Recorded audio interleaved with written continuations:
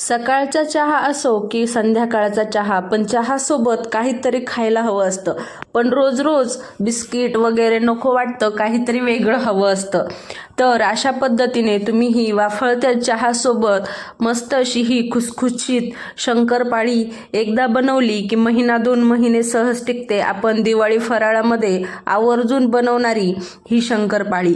पण नेहमीसुद्धा चहासोबत खायला कोणाला आवडत नाही शंकरपाळी, तर सर्वांनाच आवडतात. बनवण्याची एक खास ट्रिक आणि झटपट कमी वेळामध्ये आणि पटकन असे हे खुसखुशीत शंकरपाळी कशी बनवायची चला पाहूया. तर रेसिपीला सुरुवात करूया. तर सर्वात अगोदर इथे मी 800 ग्रॅम प्रमाणात मैदा घेतलेला आहे आणि हा वजनी म्हणाल तर 800 ग्रॅम आहे. त्यानंतर मी ज्या पेल्याने साखर वगैरे घेणार आहे त्या पेल्याने 6 पेले हे मैदा आहे. त्यानंतर इथे एखादी छोटंसं पातेलं घ्यायचं किंवा मग एखादं टोपसुद्धा घेऊ शकता. त्याने आपण साखर मोजून घेऊया. तर सर्वात अगोदर 1 पेला साखर घातली, त्यानंतर दुसरं सुद्धा घातली. तर इथे 800 ग्रॅम मैद्यासाठी साधारण मी 450 ग्रॅम साखर घेतली, म्हणजे 2 पेले साखर घेतली आणि त्याच पेलेने 2 पेले दूध घेतलं. 400 ml जे आहे दूध या ठिकाणी घेतलेलं आहे. आता हे संपूर्ण जे मिश्रण आहे साखर आणि दुधाचं, छान असं हे साखर वितळेल इतकं आपल्याला ह्याला गरम करायचं आहे. खूप जास्त उकळ वगैरे काढायची गरज नाही आहे. फक्त आपल्याला साखर विरघळेपर्यंत याला गॅसवर चालवत राहायचं आहे. आता याला मधून थोडंसं हलवलं ना तर पटकन आपली साखर वितळते. याला जास्त आपण गरम केलं किंवा मग उकळ काढली तर तितकं थंड करायला सुद्धा आपल्याला वेळ लागतो. त्यामुळं खूप जास्त गरम न करता साखर वितळली की मग गॅसचं फ्लेम जे आहे बंद करून घ्यायचं आणि याला जे आहे खाली काढून घ्यायचं. आता हे थोडंसं जास्त गरम असेल तर कोमट झालं की त्यामध्ये मग मी इथे 1 पेला साजूक तूप घातलेला आहे. तुम्ही प्रमाण लक्षामध्ये घ्या. जर 2 पेले साखर, 2 पेले दूध आणि त्यानंतर 1 पेला साजूक तूप हवं तर तुम्ही वाटीने सुद्धा प्रमाण घेऊ शकता, पण वाटीने मग एकसारखंच प्रमाण घ्या. त्यानंतर मैद्यामध्ये थोडं हे आपलं जे दुधाचं, साखरेचं आणि तुपाचं मिश्रण आहे ते घालून आपल्याला इथे पीठ मळायचं आहे. आता शंकरपाळीचं जे पीठ असतं ते खूप जास्त पातळ तर नसतं, पण घट्टसर असं हे पीठ असतं. पण इथे दुधाचं जे मिक्स आहे ते पूर्णतः थंड केलं की मगच पीठ मळायला घ्यायचं. नाहीतर काय होतं, मैदा जो आहे खूप जास्त आकसला जातो आणि मग आपल्याला शंकरपाळी लाटताना सुद्धा त्रास होतो, कारण खूप सुकल्यासारखं पीठ होतं. त्यामुळं काय करायचं, हे मिक्स पूर्णतः थंड झालं की मगच पीठ मळायला घ्यायचं. हवं तर तुम्ही हे मिक्स अगोदर सुद्धा करून ठेवू शकता. त्यानंतर ह्याला छान असं हे मिक्स करत राहायचं. जसं लागेल तसं मिश्रण घालायचं, कारण आपण मिश्रण जे आहे प्रमाणामध्ये जरी केलेलं असलं तर कधी काय होतं की मैदा जो आहे खूप जास्त मिश्रण जे आहे शोषून घेत नाही. मैद्याला खूप कमी प्रमाणात जे आहे आपण मैदा कधीही पाण्यामध्ये मळतो किंवा मग दुधामध्ये मळतो तर तेव्हा आपल्या लक्षात येतं की मैद्याला खूप जास्त जे पाणी दुधाचं मिश्रण चालत नाही. त्यामुळं काय करायचं, थोडं घालायचं आणि अशा पद्धतीने जे आहे मळून घ्यायचं.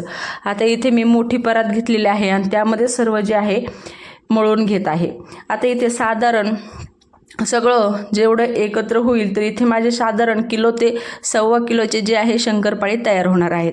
तर हे शंकरपाळी महिना 2 महिने तर खराब होत नाही, पण चहासोबत खाताना एकदम असे खुसखुशीत तयार होतात आणि त्यातल्या त्यात वाफळता चहा आणि त्यासोबत शंकरपाळी हे कॉम्बिनेशन प्रत्येक भारतीय म्हणजे आपल्या महाराष्ट्राच्या संस्कृतीमध्ये आहे पहा.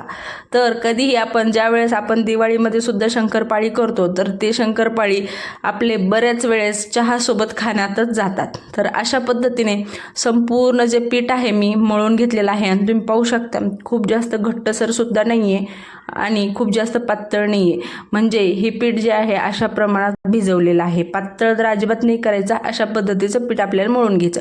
आता हे पीठ अजून थोडंसं आपण साधारण अर्धा तासभर याला मुरत ठेवलं ना तर अजून थोडंसं कोरडं होतं, थोडं सुकल्यासारखं होतं. झाकण ठेवून अर्धा तास याला भिजवत ठेवलं. अर्धा तासानंतर हे पहा मस्त आपलं हे पीठ जे आहे भिजलेलं होतं. आता याला परत मसाळायची गरज नाही आहे. लगेचच आपण याचे गोळे बनवूया आणि शंकरपाळी तयार करायला घेऊया.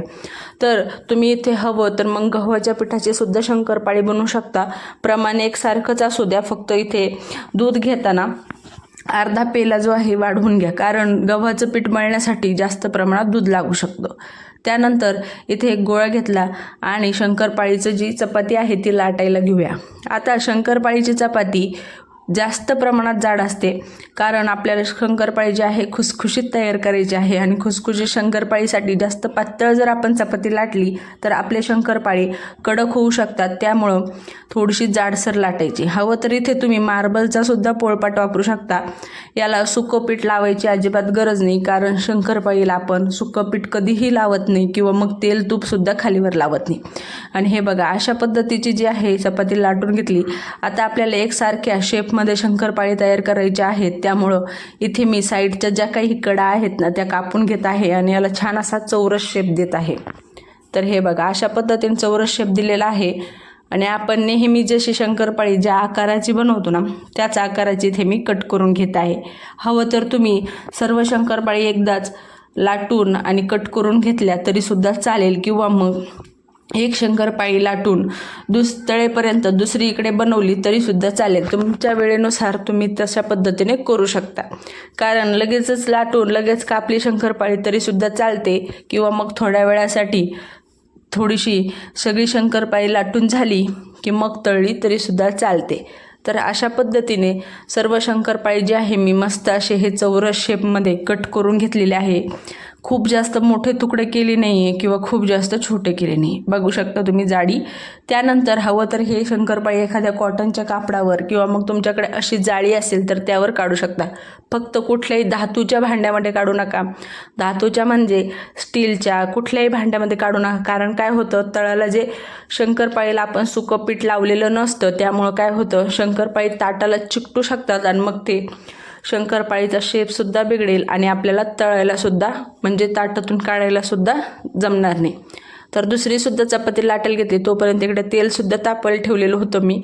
आणि हे सुद्धा शंकरपाळी जे आहे कट करून घेऊया. तर हे सुद्धा शंकरपाळी त्याच पद्धतीने आणि त्याच शेपमध्ये त्याच आकारामध्ये कट केली. कारण शंकरपाळी आपण जितकी एकसारखी बनवतो एकसारखी तळतो ना तितकी दिसायला सुंदरसुद्धा दिसते आणि खाण्याची इच्छा तर होतेच.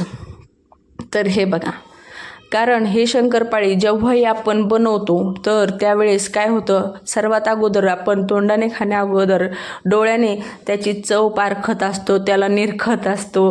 तर अशा पद्धतीने हे शंकरपाळीसुद्धा कट करून घेतले. हे सुद्धा लगेचच जाळीवर काढून घेऊया.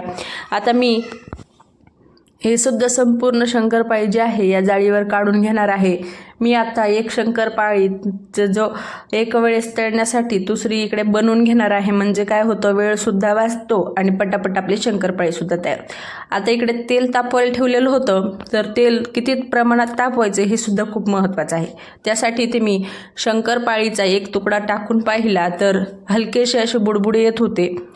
आता इतक्याच प्रमाणात आपल्याला तेल गरम हवं आहे. कारण जर आपण खूप जास्त कडकडीत तेल गरम केलं तर आपली शंकरपाळी आतून कच्ची राहील आणि वरूनच तळली जाईल. मग ती खूप जास्त प्रमाणात चिवट पडेल, नरम पडेल आणि खुसखुशीत जो त्याची चव आहे, जो खुसखुशीतपणा आहे तो येणार नाही. त्यामुळं खूप जास्त कडकडीत तेल नको. तुम्ही पाहू शकता मी शंकरपाळी टाकल्यावर तेलाला किती हलके हलके बुडबुडे आलेले आहे. तर एका चपातीचे जितके शंकरपाळी कट झालेले होते ना तितके यामध्ये मी घालून घेतले. आता शंकरपाळी घातले, गॅसची फ्लेम मिडियम ठेवायची. मिडियम फ्लेमवर आपल्याला हे शंकरपाळी तळून घ्यायचे आहेत. हायसुद्धा फ्लेम नको किंवा मग लो नको. लो म्हणजे कमी गॅसवर जर तळले तर शंकरपाळी तेल शोषून घेतील आणि जास्त फुल गॅसवर तळले तर आतून कच्चे राहतील. आता शंकरपाळी घातल्या लगेचच मोठ्या चमच्याने हलवायचे नाही. साधारण मिनिटभर तसेच राहू द्यायचे. छोट्या चमच्याने थोडेसे खालीवर करायचे. त्यानंतर मिनिटभरामध्ये ते थोडेसे तळले गेले हलकेसे तर मग मोठ्या चमच्याने छान असे खालीवर करत गोल्डन रंगाच येईपर्यंत तळून घ्यायचे. शंकरपाळी तळताना अजिबात घाई करायची नाही. मीडियम फ्लेमवर खालीवर करत अशा पद्धतीने ही शंकरपाळी तळून घ्यायचे. म्हणजे काय होतं, आतमध्येपर्यंत तर तळले जातात, कच्चापणा राहत नाही आणि छान असे हे खुसखुशीत तयार होतात.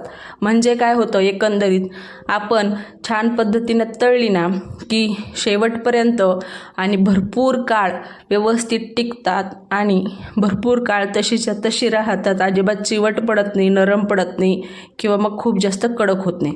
तर यामध्ये त्यामुळं शंकरपाळी तळताना काळजीपूर्वक आणि भरपूर पेशन्स ठेवून तळावीत. म्हणजे काय होतं, खाण्याला सुद्धा चांगली लागतात, भरपूर काळ टिकतात. तुम्ही हवं तर याला प्रवासामध्ये, आता मुलांची शाळा सुरू झालेली आहे, मुलांना काहीतरी जेवणानंतर थोडंसं गोडसुद्धा हवं असतं, काहीतरी अधूनमधून छोटी भूकसुद्धा लागते, तर मुलांना सुद्धा तुम्ही ही शंकरपाळी देऊ शकता.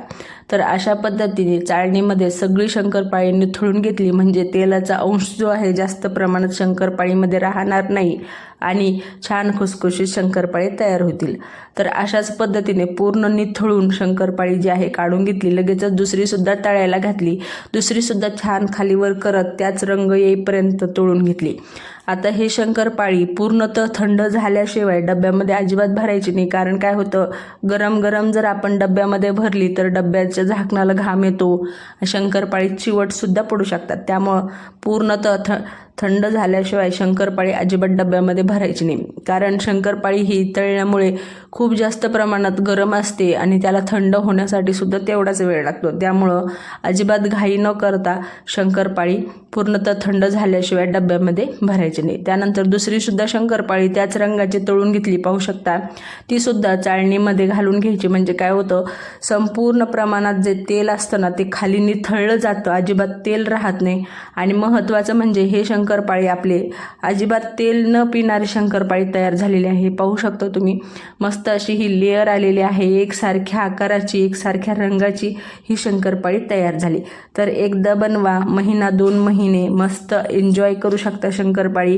संध्याकाळच्या मस्त वाफळत्या चहासोबत ही खुसखुशीत शंकरपाळी तयार होतात. आवाज तर तुम्ही ऐकलाच असेल. तर चला मग, शंकरपाळी रेसिपी आवडली असेल तर चॅनलला नक्की सबस्क्राईब करा, रेसिपीला लाईक करा, जास्तीत जास्त ही रेसिपी शेअरसुद्धा करा. चला भेटूया अशाच एका रेसिपी.